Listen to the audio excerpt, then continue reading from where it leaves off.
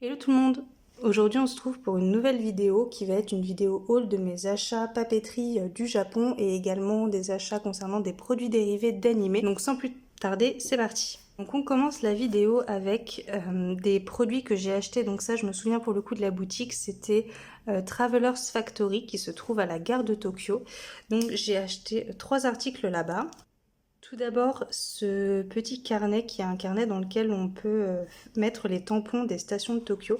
Donc pour les personnes qui ne sont pas forcément familières, en gros dans la plupart des stations de métro de Tokyo, on a des tampons qu'on peut voilà, tamponner sur un peu ce qu'on veut. Et ça c'est un petit peu un cahier fait exprès pour ça. Donc par exemple, voilà, ici, pour vous donner un exemple, ici donc c'est la station de Ueno, donc à Tokyo. Ici on a Shinjuku, Harajuku, donc voilà, à chaque fois que vous arrivez dans une grosse station de métro à Tokyo, vous avez ces petits stamps là et c'est vraiment sympa, ça fait un peu une chasse aux tampons qui est assez chouette. Donc voilà pour ce carnet. Toujours chez Travelers Factory, donc j'ai ce set de stickers que je trouvais hyper sympa. Globalement, je suis beaucoup à la recherche de stickers. C'est les premiers trucs que je cherche quand je vais dans des boutiques de papeterie parce que j'en colle constamment sur mes sketchbooks ou dans mes sketchbooks pour faire des spreads un peu sympas. Donc voilà, là il y a toute une série de stickers. Je sais pas si... Ah voilà, derrière on a le détail. Donc on a des sushis, on a le mannequin eco, enfin voilà, plein de petites choses très sympas. Et en dernier, donc ça sont aussi des stickers. Je vais pas forcément le tirer parce qu'après je ne peux pas le remettre à l'intérieur, mais globalement ça fait pareil un peu comme des tampons. Donc c'est bien des stickers, mais ça fait un peu comme des stamps. Donc voilà les designs qu'il y a à l'intérieur. Et il suffit de tirer sur cette languette là et on a les stickers qui viennent au fur et à mesure. Voilà. Là je vais pas le faire parce que comme je vous disais je peux plus le remettre sinon. Donc voilà pour Travelers Factory. Masking tape, donc j'en ai acheté 5. Il y a celui-ci avec plein de petits onigiri. Les onigiri, ça fait partie de ce que j'ai préféré manger au Japon. Je suis une grosse fan d'onigiri. Donc voilà, je trouvais ce petit washi hyper mignon. Je crois que j'ai le prix de celui-ci, je vous le mettrai à l'écran. Deux petits washi, donc un noir et un rose avec des petits quadrillages un peu standard, mais je crois que c'était Gretlowski que je voyais pas mal utiliser ce genre de washi dans ses spreads et je trouvais ça hyper sympa, donc j'en cherchais depuis un moment et là j'en ai profité. Et les deux derniers, alors ceux-là, il me semble que je les ai achetés chez Daiso. Je suis plus sûre, mais il me semble. Donc on a un thème un petit peu céleste et l'autre en effet un petit peu marbré. Donc voilà pour les washi tape. Ensuite, donc plutôt dans la famille des tampons, j'ai acheté ce tout petit stamp en forme de sakura que je trouvais hyper mignon. Donc il est rose, il y a déjà de l'encre dedans.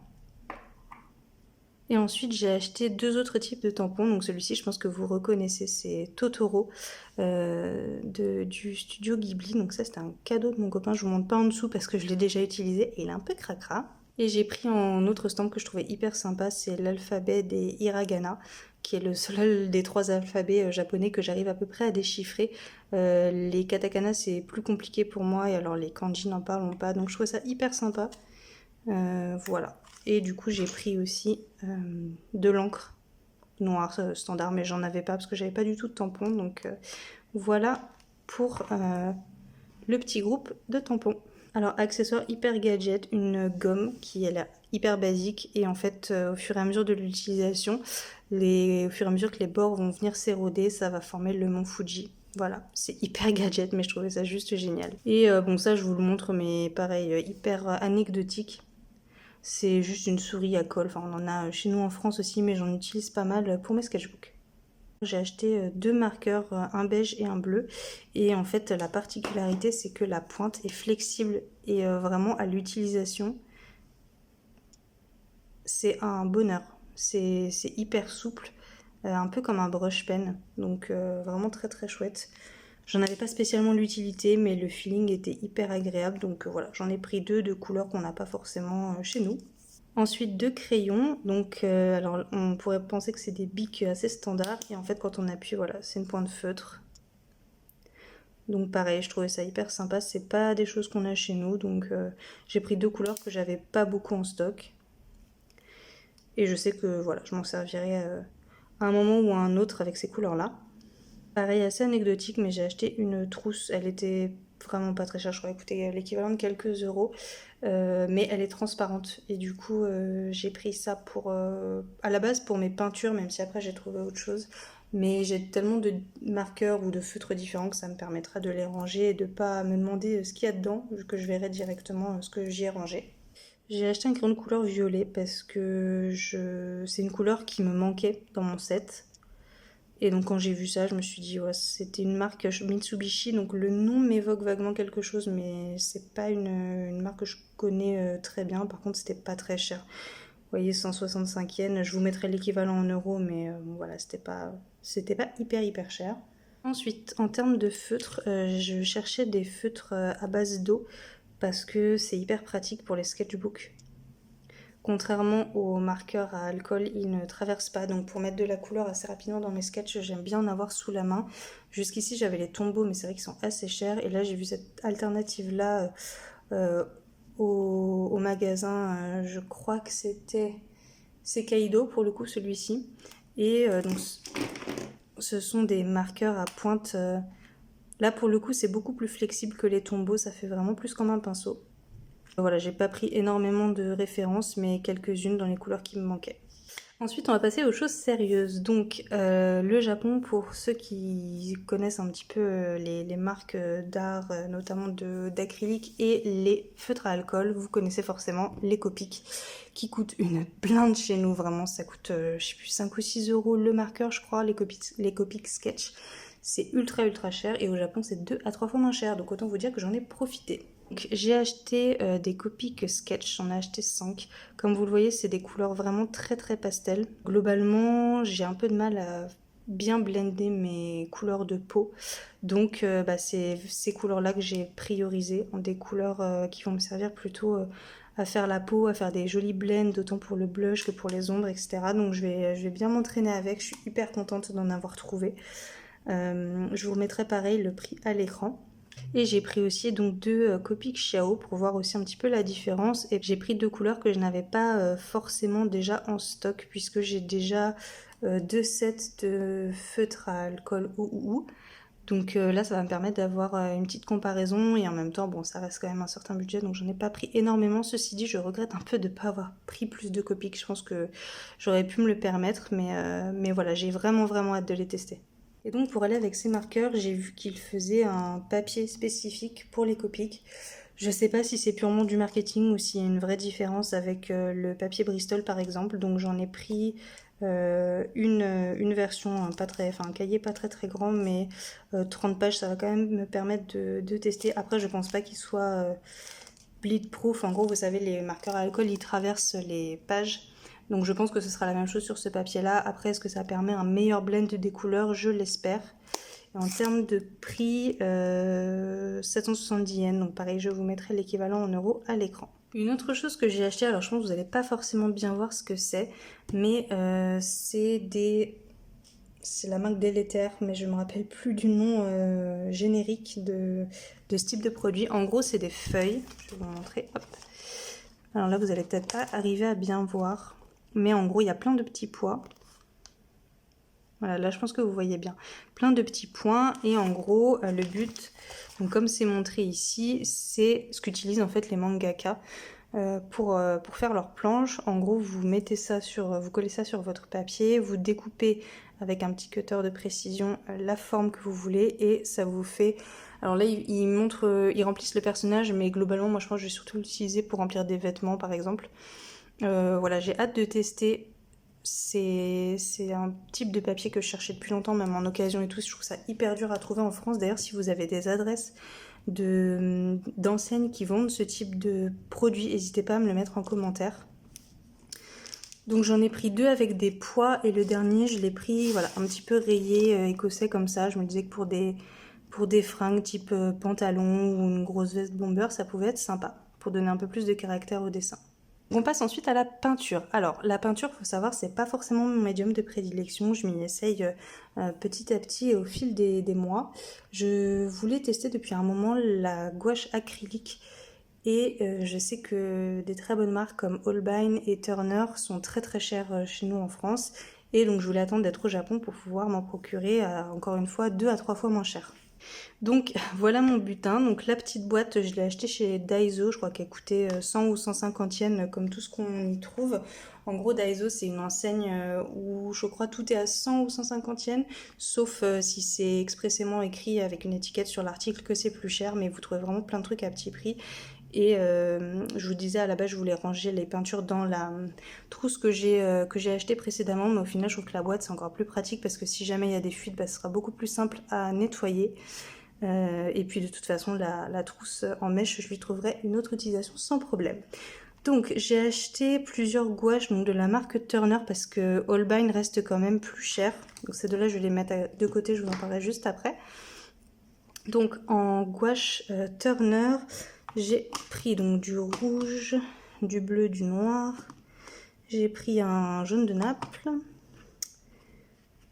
un vert un petit peu foncé. Je sais pas si vous allez très bien voir, je crois qu'il ressort un peu noir à la caméra, mais c'est un vert foncé assez froid qui est vraiment très beau. Et ensuite, donc ces deux couleurs-là que j'ai pris plutôt pour faire la peau. Je voulais essayer aussi la gouache Holbein, qui est une autre marque qui est très très connue. Elle est un peu plus chère comme je vous le disais, donc c'est pour ça que j'en ai pris moins. Donc j'ai pris un blanc Titanium White et un lavande parce que j'aime beaucoup ces couleurs-là et j'ai un peu de mal à savoir les faire moi-même juste avec les primaires. Donc ça, je sais que je l'utiliserai beaucoup. Et un light apricot, pareil, pour les couleurs de peau. Donc voilà globalement pour l'acrylique. J'ai vraiment hâte de tester. C'est pas un médium que je connais, mais j'adore vraiment le rendu. Donc j'ai très hâte de m'y mettre. Et ces deux petits tubes-là, ils étaient vraiment pas très chers. C'est pour ça que je les ai pris, vous voyez, 99 yens. Ça doit faire peut-être 50 centimes le tube, quelque chose comme ça. Je vous remettrai encore une fois à l'écran. Donc un vert et un violet. Mais là par contre c'est des watercolors, des aquarelles en tube. Ouais. Et donc pour aller avec la peinture, j'ai déjà quelques petits pinceaux. Enfin, j'avais acheté un set pas très cher, mais cette forme-là assez ronde, je la cherchais depuis un moment. Et j'arrivais pas à en trouver des pas très chers. Donc là, j'ai profité que ce soit pas excessivement cher pour m'en procurer un. Ça, c'est un tout petit pour pouvoir faire le line à l'acrylique. Et le troisième pinceau, alors celui-là j'ai vraiment hésité à le prendre parce qu'il est immense, je sais même pas s'il va rentrer à la caméra. Donc c'est encore un bout rond, mais donc celui-là il est en... Donc c'est encore un bout rond, mais celui-ci en 10, donc il est plus gros que le vert et il est vraiment immense. Je sais pas si vous vous rendez compte, si je regarde ça, c'est un pinceau standard. Vraiment la queue du pinceau est vraiment super grande. Donc voilà, trois petits pinceaux. Je pense que ça va me donner une bonne base pour commencer l'acrylique. Et alors comme l'acrylique est à base de plastique, j'ai pas mal entendu dire que c'était hyper galère de nettoyer les palettes. Moi j'en ai une en forme de fleur, je crois que c'est de la porcelaine, que j'aime beaucoup et j'ai un peu peur de l'abîmer. Du coup j'ai trouvé, pareil chez Daiso, donc pour l'équivalent de 60 centimes ou moins d'1 €, j'ai trouvé ce petit set de 10 palettes en plastique. Alors je sais que écologiquement c'est vraiment pas terrible du tout. Après c'est un peu le temps de me familiariser avec comment fonctionne l'acrylique et encore une fois j'ai pas du tout envie d'abîmer ma belle palette que j'ai payée quand même assez cher. Donc je me suis dit pour commencer à me familiariser avec le médium je vais utiliser ça. Donc ce sont des palettes injetables hein, très clairement. Il y en a une dizaine donc voilà, je pense que pour mes débuts à l'acrylique ça pourrait être utile. On a bientôt fini pour la partie papeterie et donc je vais vous présenter le dernier article qui est sûrement le plus utile. Comme je vous le disais, je cours pas mal après les stickers et des fois je sais pas trop où les ranger et ça c'est un porte-stickers et tous les stickers que j'ai achetés au Japon se trouvent dedans, donc on va voir ça ensemble tout de suite. On commence avec cette planche avec plein d'onigiri, hein, comme le washi tape. Je vous disais, j'adore vraiment les onigiri, ils sont vraiment trop mimes. Donc voilà, toute une planche d'onigiri. Ensuite, donc j'en ai acheté deux similaires, donc c'est un peu même esprit, mais avec des sushis.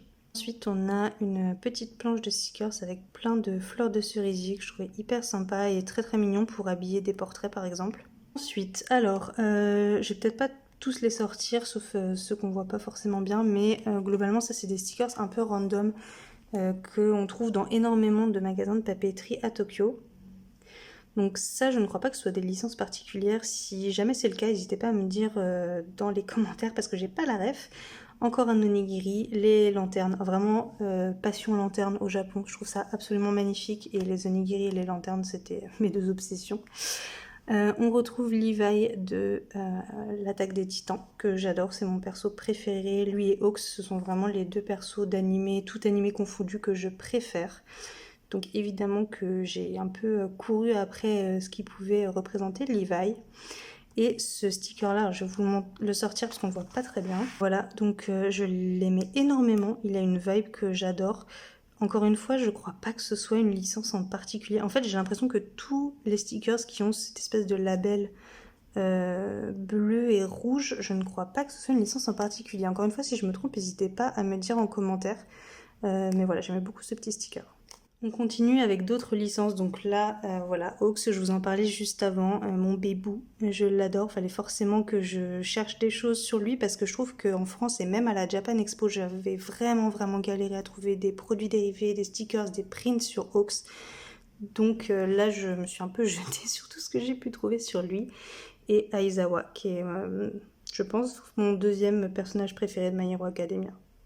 J'aime vraiment, il est vraiment très cool. Ensuite, on passe à Demon Slayer, donc Baby Nezuko, trop mignonne, et Tomioka, que j'aime aussi beaucoup. Ensuite, on passe donc à Jujutsu Kaisen. Alors c'est bien parce qu'au final, les stickers vont me permettre de faire une transition avec la partie 2 sur les produits dérivés de licences d'animé. Donc ici, on a Geto, début de la saison 2, hein, avant la bascule, si je puis dire. On a Gojo et Inumaki. Vraiment bébou, je l'aime trop. Ensuite, on a quelques produits dérivés Ghibli. Alors ça, j'ai un petit peu galéré à en trouver. En fait, on a vraiment essayé d'aller faire le musée Ghibli. Sauf que c'est la croix et la bannière pour avoir des places. On est resté 2 mois de suite. Enfin bref, je vais pas tout vous expliquer parce que ce serait long, mais on a vraiment tout fait pour aller au musée Ghibli. On n'a pas réussi parce qu'il y avait vraiment trop de monde et on n'a juste pas réussi à avoir des places. Et ces produits dérivés là, je les ai trouvés dans une boutique spécialisée Ghibli et il me semble que c'était à la gare de Tokyo, si je dis pas de bêtises. Donc là on a des stickers du voyage de Chihiro. Et ici ce sont des petits billets un peu détachables, vous savez, les fameux derniers billets de train que je sais plus comment il s'appelle, le personnage qui ressemble un peu à une araignée qui s'occupe des boules de suie, donne à Chihiro pour qu'elle puisse aller voir Zeniba, les billets de train qui sont devenus assez rares. Je pensais pas que j'allais ramener ce genre de produits dérivés. En fait, c'est 2 cartes. Je sais pas si c'est des cartes à jouer, si il y a des gens qui les utilisent vraiment pour faire des duels comme, je sais pas, avec Yu-Gi-Oh par exemple. Donc j'ai ramené 2 cartes qui étaient vraiment pas chères, hein. C'était les moins chères, 180 yens, ça doit faire 1,20€, je sais plus. Encore une fois, je vais vous mettre l'équivalent en euros. Toujours Inumaki, que j'aime beaucoup, et Hawks, of course, bébou. Donc j'étais trop contente parce qu'en plus, là ça se voit pas forcément, mais elle brille.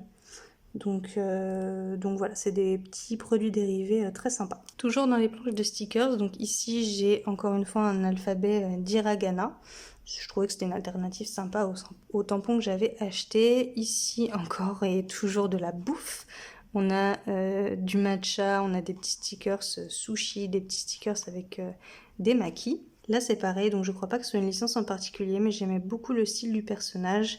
De nouveau, si vous avez la référence, n'hésitez pas à me le dire en commentaire, ça m'instruira. Et donc là, une planche de stickers un peu plus random avec un alphabet. Ici, ça c'était des planches de stickers, je me rappelle que je les ai achetées à Daiso, donc elles coûtaient peut-être 1€, un truc comme ça, 1€ la planche de stickers. Et j'étais trop fan de la vibe, genre celle-ci notamment, j'aime énormément ce côté noir. C'est une ambiance que j'associe pas mal à mon Océrine. Donc je pense que je peux faire des trucs vraiment sympas avec ça. Et ça pareil, c'était un peu la même vibe, donc j'aimais beaucoup. Ensuite une petite planche de stickers un peu plus décorative, voilà, avec des petits rubans à mettre par-ci par-là. Ici des petites citations assez inspirantes, voilà, à voir en fonction. Ça peut même peut-être inspirer des sketchs, pourquoi pas. Et ici, donc j'aurais dû la mettre à côté de la planche similaire, mais c'est aussi une planche voilà, un peu random, avec un alphabet pour diverses petites expérimentations dans le sketchbook. Donc voilà, c'est tout pour les stickers, c'est déjà énorme. Je suis trop contente de l'achat de juste ça là, du porte-stickers. Je trouve ça un trop bon investissement, j'en avais jamais vu en France et je trouve ça méga utile. Je crois qu'il m'avait pas coûté ultra cher en plus non plus. Donc voilà, on a fini pour la partie papeterie. Je vais vous montrer maintenant les objets dérivés, enfin le merch que j'ai acheté des différentes licences d'animés. Il n'y en a pas non plus énormément, mais je trouvais ça sympa de vous le partager aussi. On commence avec des tout petits porte-clés. Et est-ce que ça va vous étonner? Est-ce qu'on est surpris? Non, pas du tout. Donc ça c'est un petit... Là je l'ai enlevé pour vous le montrer, mais en gros c'est un petit porte-clés que j'ai acheté le premier jour, je crois, ou le deuxième jour. Et il est resté accroché à mon sac pendant tout le voyage. Donc c'est un petit hoax. Et il va y retourner dès la fin de cette vidéo d'ailleurs. Dans le même format, j'ai acheté aussi un petit Inumaki, qui est encore une fois un perso que j'aime énormément de Jujutsu Kaisen. Et donc, dernier petit porte-clés, alors ceux qui ont la ref, lèvent le doigt, c'est Neuvillette de Genshin Impact. Alors, on joue énormément à Genshin Impact, avec mon copain, on joue vraiment tous les jours. On est très fan de... Voilà, on a tous nos préférés dans les persos et on a galéré, mais de malade, vraiment, on a vraiment galéré à trouver du merch Genshin Impact. Je pense que c'est parce qu'ils sont chinois et qu'au Japon, du coup, peut-être qu'ils, je sais pas, ils mettent des barrières pour privilégier leur licence, j'en sais rien. Mais on aurait vraiment adoré voir plein de merch Genshin et c'était galère en fait.